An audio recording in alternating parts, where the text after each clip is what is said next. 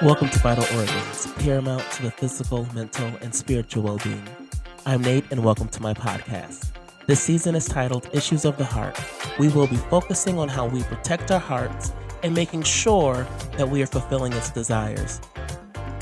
You're listening to Vital Organs, the podcast. Welcome to Vital Organs, paramount to the physical, mental, and spiritual well being. This episode is titled The Heart Murmur. The University of Michigan says abnormal heart murmurs are signs of heart problem. In children, abnormal heart murmurs are caused usually by problems they are born with, such as a heart valve that doesn't work right or a hole in the wall between the two heart chambers. In adults, abnormal heart murmurs are most often caused by damaged heart valves.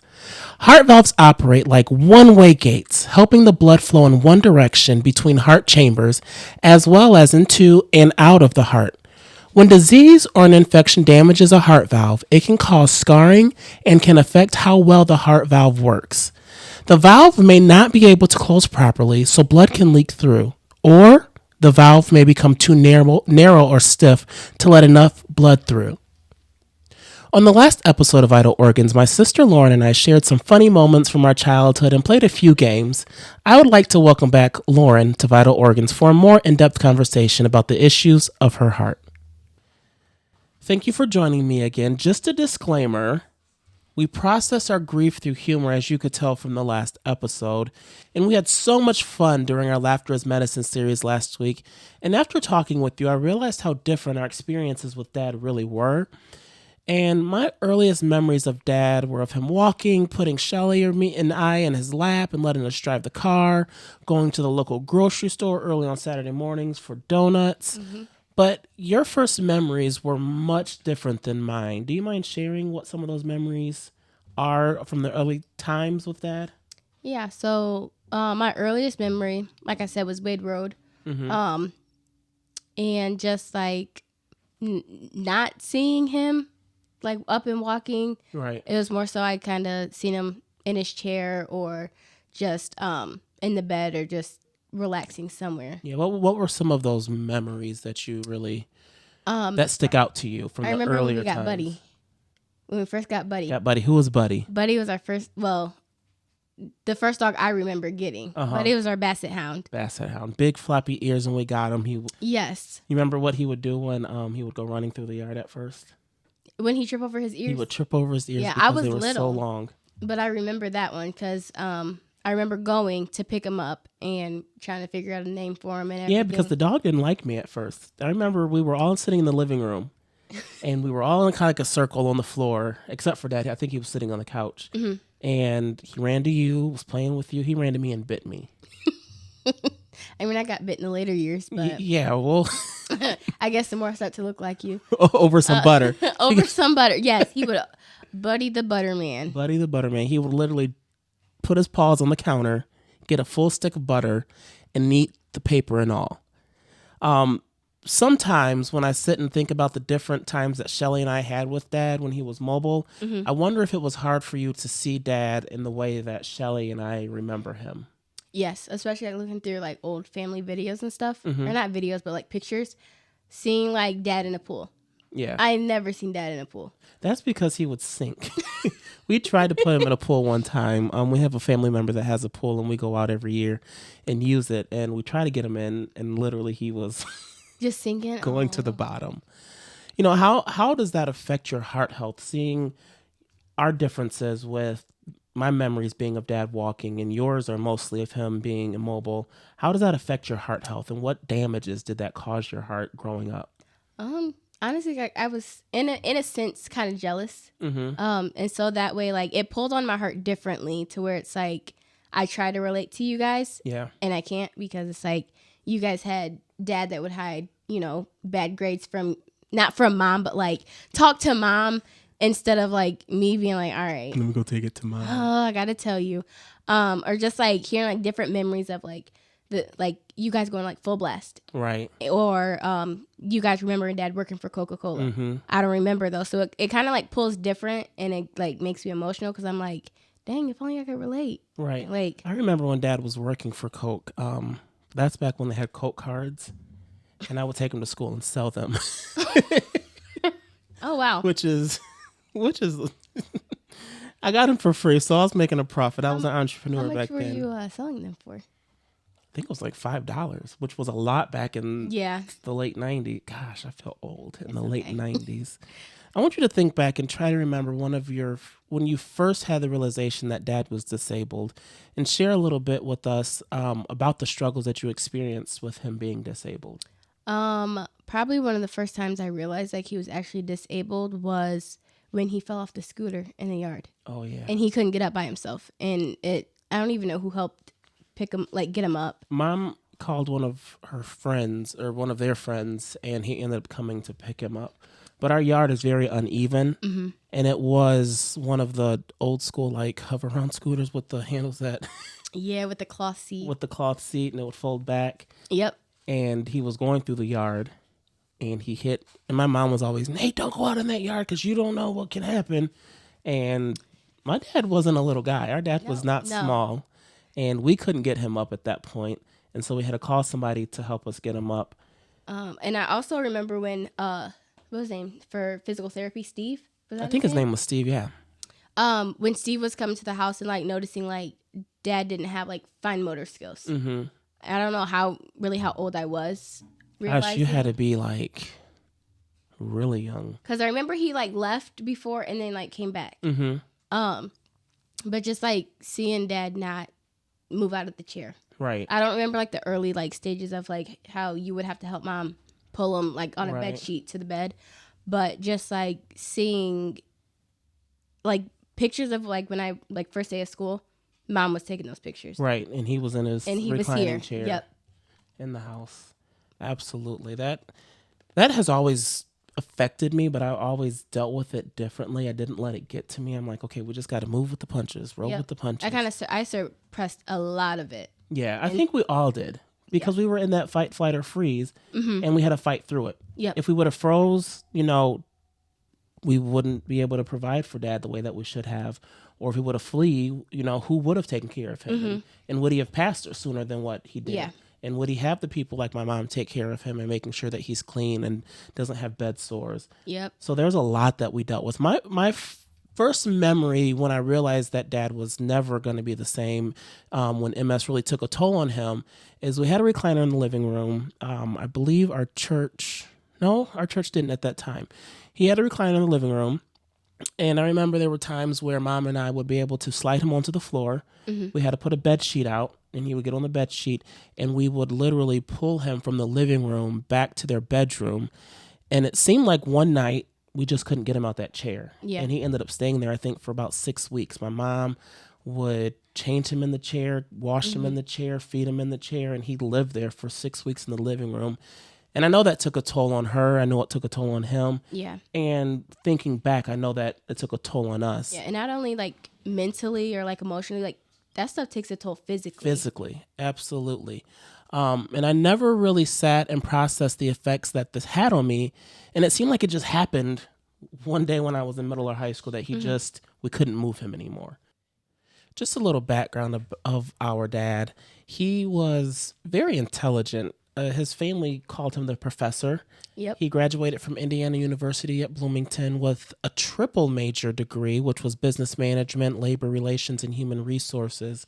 And I noticed going to college and graduating high school, I missed out on a lot of conversations that I wanted to have with Dad. Mm-hmm. And even going in the position that I am now, it's a type of management position where I'm managing a group of adults. And I missed out on asking him, okay, I have this issue. Yeah. You as a manager, what are you going to do? And that's where I kind of feel like when I'm not in a management role, but when I have some issue with management, I'm like, talk to me before I talk crazy to these people. Yeah. I know when I went to college, I often worried if, who's going to help Mom take care of Dad? Mm-hmm. And that was a struggle for me because I'm thinking, okay, here I am. I'm the one that helps her put him to bed, helps her change him, helps her get him dressed, get him up. Mm-hmm. And I was one of my mom's support systems, and as she was mine, we supported each other along with, Shelly and you and everybody. And going to college, I was really afraid that, Mom wouldn't have the help that she needed. Yeah. And you stepped in. Shelly helped when she could, but you stepped in a lot when it came to taking care of Dad. And I know that created some holes or heart murmurs or valves that didn't work properly in your heart. You know, going to high school and learning how to drive. What were some of those things that, you know, mom had to teach you when traditionally it was the father in the family that would teach you? One was learning how to drive. Because you were I think you were in college by the time I probably was. You were somewhere. But you didn't get your driver's. You didn't start learning when I was 14. No, I when you took were 14. mine like later in high school. But I kind of felt like, in a sense, like I had to grow up a little faster because I had to, you know, help mom make decisions for dad that he wasn't capable of making anymore. But like, learning how to drive, or just like, you know, getting that like first date or first boyfriend type of talk. I didn't have that dad. I think I remember mom saying at one point, I don't know if it was dad or one of her ex-boyfriends, like grandpa was on the front porch cleaning his shotgun. We didn't have that. We had a crazy dad that would ask like off the wall questions like, dad, just shut up, stop talking. Had to give them a forewarning like, hey, sorry, but you know, don't be offended if my dad were to ask X, Y, and Z. That's just part of the disease. And I know we joke all the time that I'm Lauren's part-time dad. Yes. Because in the places when I got old enough, my dad couldn't fulfill that father duty. I was the one that, you know, kind of jumped in and took you to your first college orientation. Or did some things like that. Tell us a little bit about that and how it affected you. It affected me a lot because it was, you know, seeing like the parents, like mom and dad there, or like dad and child there, to where I had my big brother that's 7 years older than me, you know, showing me the loops and showing me the ropes of whatever it is, like going to college, like you prepping me, like, this is what you need to do. You need to pay attention and do this. Make sure you know where you're going, who you're hanging out with. You know your class schedules, you know the building, you know the campus. Yep. Don't walk alone. You call somebody when you're walking home. Because, you would call me. I was but like 7th, 8th grade. You're in college and you're walking from the car garage back to your dorm room. Right. And I'm like, okay, Lauren, I know you can't do nothing, but. And you're like, and I used to hate, because I'm like, why is he calling me? I'm like, I don't like talking. Listen, I really would call you when I would go so I went to Western Michigan University and I lived in what they called the Valleys, which was a nice walk off campus. Yeah. And so my friends, we like to go to Bigelow Hall and get their late night carry out. So it's like 9, 10 o'clock at night and I'm calling Lauren like, okay, just talk to me because I'm walking back and it's dark. I'm literally like in the bed like, why do you keep calling me? Right. Why? But not like, I don't take that for granted because, you know, I didn't have dad to call and just talk to and have like, in a sense, a normal conversation.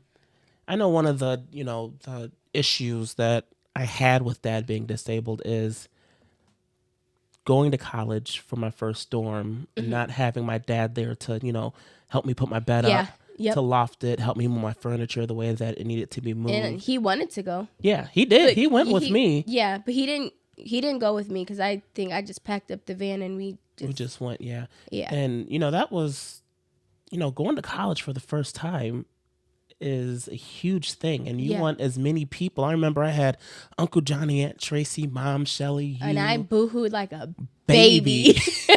Like a baby. I was like, my road dog is gone. Yes. And you know, I went to college. Everything was fine. You guys helped Mom take care of Dad. I graduated, came home during the summers and helped out when I can. Yep. I was so glad when I could go back and kind of have that break, but you guys didn't get that break. No. And it was really, really hard with that. Yeah. So fast forwarding towards probably the last 10, 15 years, and a few years before my dad passed, we all had to make the decision to move our dad to a medical care facility after he experienced a seizure that debilitated him even more. And at this point, Mom and the caregivers really couldn't take care of him because they would have to mix their liquids, make his food thicker because he struggled swallowing. Yeah. They had to mince all the food 24/7. Yeah. He would aspirate at times and couldn't breathe, and that was really tragic. And I remember the first time that he really did that, we thought he was choking, but he was having a seizure. And that last seizure that he had really took him out. I remember I said it like his brain reset. Yep. Because he couldn't say anything but nope, nope, nope, nope, nope. And then it changed to yep, yep, yep. And then he would call me that girl. That girl, yeah. And then from that girl, it changed to baby girl. And I'm like, yeah, that's me. That's me. And that created a huge emptiness in all of our hearts. And I remember one of the memories that you shared last week was how we found out that you were pregnant. Mm-hmm. And the early stages in your pregnancy seemed amazing. You were growing into a mature woman. You visited Dad frequently when he was in the medical care facility. And you made sure you involved him in almost every step of the pregnancy. Yeah. However, many people don't know the life events that occurred towards the end of the pregnancy. Mm-hmm. And you've expressed that the person that should have been the most supportive to you was the least supportive. Yeah. And kind of share some of that, or if you don't mind, sharing some of that process that you experienced during the time of Dad going into the hospital and things like that. So, because he went in Thanksgiving. Yep, Thanksgiving Day in 2016. And I was due December 5th. So I was working, just trying to make sure I've got everything set for Harper and everything. But like in the around that time, I would make sure like I was visiting Dad when I could. It wasn't every day, but it was when I could get off work because I wasn't, it's hard to drive from Three Rivers to Mishawaka. So those of you that don't know the area that we're in the Southwest Michigan area, and literally it's like a half hour to an hour from anywhere that we go to from our house. And as Lauren mentioned, on Thanksgiving Day in 2016, our mom received a call that our dad was not doing well at the facility that he was at, and they were taken to the hospital. They said he had extremely high fever. He was sweating. I remember going to the nursing home, and they were changing him at one point, and he had a bed sore the size of my fist. Yeah. Right on his tailbone. And I can tell you, my mom took care of Dad. Yeah. If he had a bed sore, it didn't get bigger than that. It might have had a little discoloration. Yeah. And she would take him to the hospital. As soon as she's seen it, she's, patching it up, drying it out. And if she, starts to get out of her control, she was like, nope. Let's go to the wound clinic. Yep. And, I remember my mom being at the hospital on Thanksgiving Day, and I'm calling her early in the morning, like, how do you make the macaroni? And she's dropping the phone. Sleeping on FaceTime. I'm 9 months pregnant, can't help because I'm like, listen, I can't breathe right. Right. And so I'm going to have you, take it from there and talking about going to the hospital and visiting Dad throughout that transition time. So what, the memory that sticks out the most about that part is I was in labor and I went to see Dad. I asked my mom to do my hair. I had been contracting since December 1st. December 2nd, I was like, all right, I need my hair done. I'm about to go into labor. I need to see Dad before, I give birth, and I don't know when I'm going to be able to come out the house. So at that point, he couldn't talk. It was just like he would do like high tones for like yes or like positive things, and lower tones like to tell me no or to stop messing with him or if something hurt. And I remember a few days before he really stopped talking and making noise, there was one really good day, and it was my turn to be at the hospital with him. Yep. And he had, I remember like it was yesterday, I was standing next to him with this food. He had pureed chicken, mashed potatoes and gravy, and I think he had some type of vegetable. I can't think what it was. But he was talking. Yeah. And he was alert, and it seemed like he was in his right mind. Yeah. You guys were able to get like a good conversation out. And people say, a day or two before somebody passes, they always have that one good day. Because Mom tried to go live. She was like, guys, Big Nate's up and talking. Yep. And as soon as she put the camera on him, he was like, stopped. So she's like, Nate, you good? He's like, And, this was the time where you were in labor. Yep. I was, I kept telling him, I was like, Dad, I'm going to give birth. And he's like kind of chuckling, but can't laugh. And I would just made sure he could feel my belly contracting. I'm like, feel this. This isn't normal. She's coming. Yeah. I'm like, you're about to remember the picture of his hand sitting on your your belly. Big old belly. I was like, Pops, she's coming, I don't know when, but it's going to be very soon. And so I was able to enjoy before labor got bad. Right. Those moments with him of the last little bit of pregnancy, because I came home and ended up going to the hospital because my water broke. And so you were there, you stepped in as Dad that way. I remember you sitting in the living room, and I think I have videos somewhere of it. And she's sitting in a rocking chair that my mom my mom decided to get herself a gift, unbeknownst to Shelly, Lauren, and I. Yes. And sent us the bill for it and said, I bought myself a rocking chair. Here's the bill. So, split it 3 ways. Yep. I don't think she ever used it, but Lauren was in that rocking chair just rocking away. And then they started getting real bad. I'm just standing up, swaying back and forth. And you got video talking about, she's quiet, must hurt. Right. I got real quiet. But and then when you went to the hospital, I remember they were getting everything all prepped. And I'm not one that likes to be around people with pain. I have passed out several times seeing people in pain. He touched me. Nate touched my foot. He barely. Nate doesn't even like feet. He brushed my foot, and it was a complete accident. And I just went straight to Godzilla mode and was like, "Don't touch me." No, what it was is your eyes were closed, you were covered up, and I think your legs were up too. So I was pretending to give birth, and you're like, "Get away from me and don't touch me." Yeah, that was just like my wedding day. Birth was a blur. Yeah, and I got stuck in the room. There were my 2 cousins, my mom. Yep. I think Shelly was there. Shelly was front and center. And I got stuck in the room. I'm in a corner sitting on the labor bouncy ball. You were behind the monitors. Yes. So, you couldn't see anything. But I told them, because I felt all the pressure, and I'm like, either I got to poop or she's coming. And before you stood up, and next thing you know, the bottom of the bed was off, and my feet were in the stirrups. Yeah, and I'm like, and all I heard was, okay, go ahead and push. No, take me out. I do not want to be here. This is my sister. I don't want to be here. And, this was a time where we were really thanking God for blessing us with Harper. And we were also believing God for total healing of our dad. I remember having people praying on Facebook and calling us and just supporting. And I know one thing is our church, they really rallied around us and cared for us and made sure that we were good. But 11 days after Harper was born, my mom called me at work. I was teaching 3rd grade. And she was like, Dad's not doing well and I don't think he's going to make it. I'm like, yes, he will. He'll be fine. He'll be fine. And I just kept on working. And, I had someone cover my class, and I just took a moment to step away and pray and ask God to just bring peace to that situation. And while I was praying, Lauren... I was on my way sneaking my baby into the hospital. She was sneaking her baby into the ICU in the hospital. That wasn't the first time I snuck her in either. No, it wasn't. When Dad's...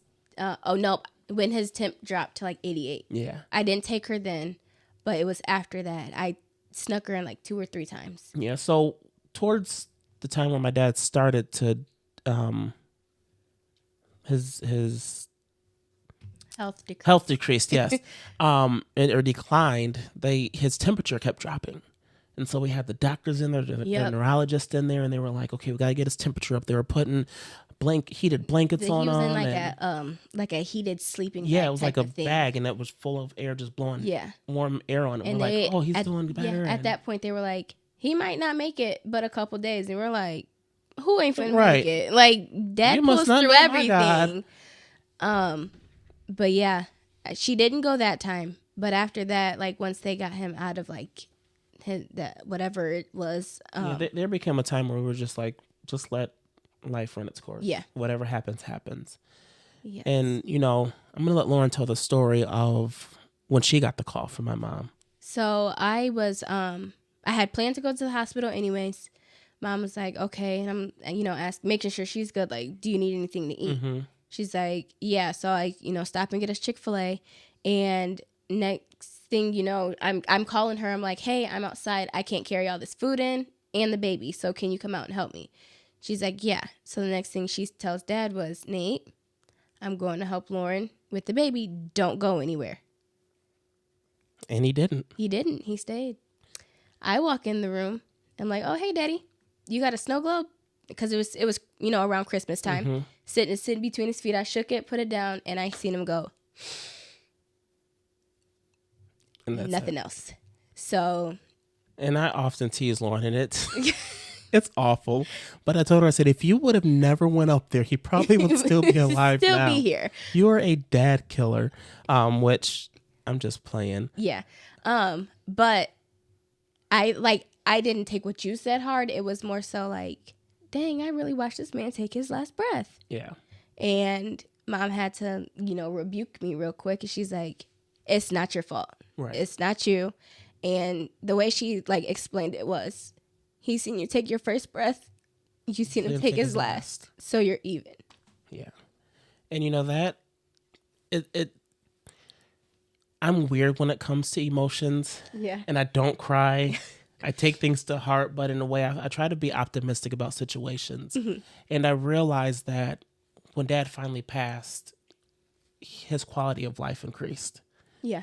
And the quality of life with all of us increased.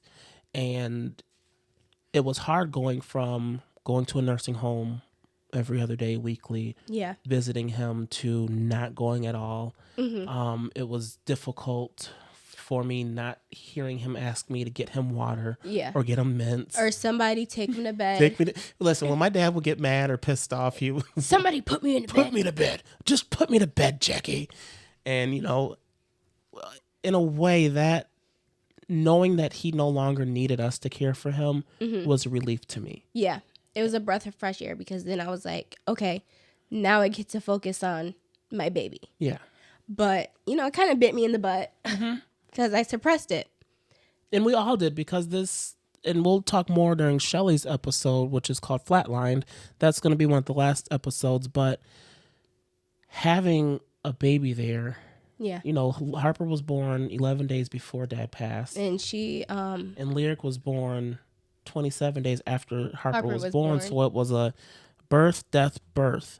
And the emotions were just a roller coaster. Yeah. And we did not have time to grieve. Yep. Because everything happened so quick. Because I was like, I can't take time to be sad. Like, I got somebody depending on me. Like, and we got to take care of Shelley, who's about to bust. Yep. And we got to make sure Mom is good. And that's the biggest thing, was making sure she was good. Yeah. Because she really struggled with putting him in the nursing home in the first place. Yeah. And I know we all did, but we had to understand it was for the greater good. Because I was taking classes and working at that time. So it's like, okay, so do I quit school or quit my job? Right. And Mom didn't want to make me, have to choose. So she, made the ultimate decision, like, look, this is what I have to do, but it's only 5 minutes away from home. Right. So it was, somewhere close. But still, like, I mean, it felt like, a breath of fresh air, because, like, whew, I don't have to rush home. Right. I don't have to, We don't have to go to the nursing home and cut Dad's hair. Yeah. Make sure that he's good. Yep. And it was weird, because Mom, after he had passed, a few weeks had passed, and she was like, oh, my body, I'm hurting. And she had been moving out of the routine. She was on autopilot. Yep. She never had that downtime. Nope. And we all had pitched in and did what we could, but it always fell back on the wife. Yeah. She was the one. At the end of the day, they took those vows. For better or worse, sickness or health. And they took that. She took that to heart. Very serious. And seriously. And, a lot of times people don't use the sickness and health or the good times and bad times. It's for, I don't know. What were your vows? I don't know. She don't know, Jesus. But in the good times and the bad times, and having a family unit as tight as we did really, I think, pushed us through and carried us through that journey to make sure we were all good. Dealing with this type of stuff is traumatic. Very. For all of us. And whether like, traumatic, I mean, trauma can, it's on a wide spectrum. A very wide spectrum. When it comes to like me being a 5-year-old kid, not being able to have my dad teach me how to ride my bike. Right. Or, not remembering different things, him not helping me with homework, or being able to attend like basketball games. And that's when that post-traumatic stress comes in. Yep. Because you don't realize that you're in dysfunction when you're in dysfunction. Yeah. You don't realize it until you come out of it. Yep. And once you come out of it, there's triggering moments. Like, there's times where our dad loved orange slices, and I can't eat them. I can't eat them because he would get like addicted to them, and it was hard. I can't. It makes me sick to my stomach when if I even try to like eat one, I'm like, but it's like I suppress, and I honestly feel like I suppressed everything from like childhood and up until Harper was probably like 3. I had an accident at work, and everything hit. Yeah. The way I describe it is I physically felt my feelings. Yeah.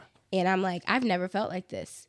So I go, have my yearly checkup. The doctor's like, are you okay? I was like, I think I'm okay. She's like, you think? I'm like, I feel overwhelmed up to here. I was like, I feel like I'm drowning. And she's just like, honey, you're depressed. Yeah. And I was like, who's depressed? She was like, these are signs of depression. Like, you know, I'm going to start you on this antidepressant. Mm-hmm. Let's, you know, see how you start feeling. I was allergic to it. Yeah. But it's just like, honestly, I feel like I could now benefit from like talking to somebody, a therapist, something, just to be able to talk it out and feel better about, you know, not saying I had a bad childhood or like a bad, you know, time, adulthood, whatever. Yeah. But just, you know, some people have it like catches up to you. Crackhead parents or drug dealers, and it's. I'm glad you said crackhead. I mean, parents they do. Addicted to pills. That, you know, that type of thing is like, you know, I may not have the same childhood of, you know, somebody that has literally like their dad's not involved. Mm-hmm. But it's like, to an extent, I had a dad that couldn't be involved. It's not he, you know, didn't choose to. It's he physically could not. Like a lot of people, both of us have experienced traumatic events that has caused heart damage. How did you start healing from that process? How did that journey to wholeness begin? And what were some things that you did to, you know, make yourself better? Putting myself first. Sounds cliche, but growing up with always having to, you know, make sure things worked around dad's schedule, and then becoming a mom, make sure everything works around my baby's schedule. I was like, no, I'm going to put myself first, you know, start going out with friends. Me and Antoine started dating. So like, going out on different dates, being able to take different trips, like never was able to take trips. Yeah. I remember watching an episode. I used to be in a Iyanla Van Zandt. I used to be in love with her. And one thing that I took from one of her shows is what's in your cup is for you. Mm-hmm. And whatever overflows is for the people around you. Yeah. And you have to put yourself first, and you have to take care of yourself before you can pour into someone else. Otherwise, you're allowing that person to steal from you. Yeah. And the last thing you want is the leech stealing from you. Yes. And I never had a hobby because I couldn't. I don't want to say couldn't have one, but it was hard coming from like being like dad's other mom. Yeah. And then becoming a mom. I'm like, I don't have time to do nothing. You don't have time. You went from a caregiver to a mom. Yep. And, you know, sometimes being a mom feels just like caregiving. But then, you know, having Antoine there to just be like, dude, just chill. But you don't have to do anything. Like, let's go to the movies. Let's go out to eat. Let's just, you know, enjoy each other. Right. But I recently started making my little snow globe cups. Yeah, shout out to her brand. I told her to have some product with her, but she did not come. I forgot. She's out here supporting somebody else. Yeah, I forgot.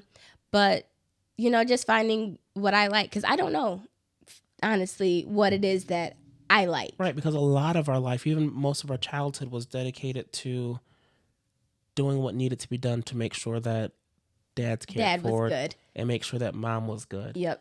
It's astonishing to me how we don't realize how damaged, overworked, underdeveloped our hearts are until we begin seeing the results from the work we put into our journey to wholeness. I can tell you from experience, there are not many adjectives to describe the feelings of when you are healing from past issues. The journey in life isn't always sunshine and rainbows, and we've heard about some of the toughest times that Lauren's endured and how that hurt damages and creates heart murmurs. As we process through the grief, find things to fill the voids and begin to heal. Lauren mentioned that she filled her voids by spending time with her husband, spending time with her daughter, picking up new hobbies, whether it's making snow globe cups or making shirts on the Cricut. And as always, remember to take time throughout your day to check on the status of your heart. How regulated is your heartbeat? Is your heart muscle healthy? Are you keeping the blood circulating? I'm Nate, and you're listening to Vital Organs, paramount to the physical, mental, and spiritual well-being. Until next time. Thanks for joining me, Lauren. Thanks for having me. Bye. Bye.